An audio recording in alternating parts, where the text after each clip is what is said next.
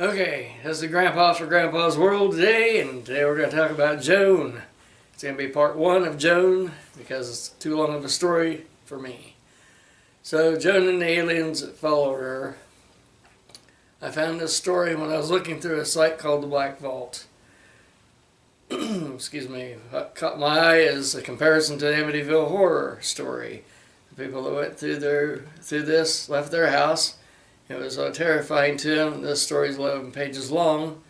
I'm going to do my best to make it short, but if you have the time, you should go there and read the whole story. Stories by Joan Greenwald. A family bought a house, and in their nightmare, that was their life began. Joan and her daughter heard a loud humming sound, so they looked outside and saw a silver disc-shaped UFO. They watched it land behind their house. They could hear the dog barking, but by the time they got to the door, the dog was unconscious. She was laying on her back and she was still chained up. As she looked up about 35 feet from them, there was two aliens and two more close to the dog. She now described the aliens to be about 3.5 foot tall, large oval heads, big slanted eyes, they're pale gray, a slit for a mouth, two tiny holes to breathe through, had skinny arms and legs. Aliens were staring at her, and she thought she was going to wake up, go talk to her husband. And she went to do that, except for instead the aliens led her down to her daughter's room.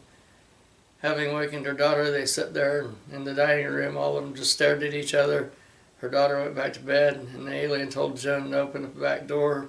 She refused, and the next thing you know, she was waking up in her own bed. Her husband woke up around 8 and noticed the back door was opened. Joan herself had several dotted puncture marks on the left hand, which is circular and has had slight burning pain, which is slowly going away. It's been over 2 years. Well, I tried to make this story into one, but there's several other incidences, so I'm going to put that in part 2. So that's it for Grandpa's World today. We'll see you next time with the rest of the story. Thank you very much.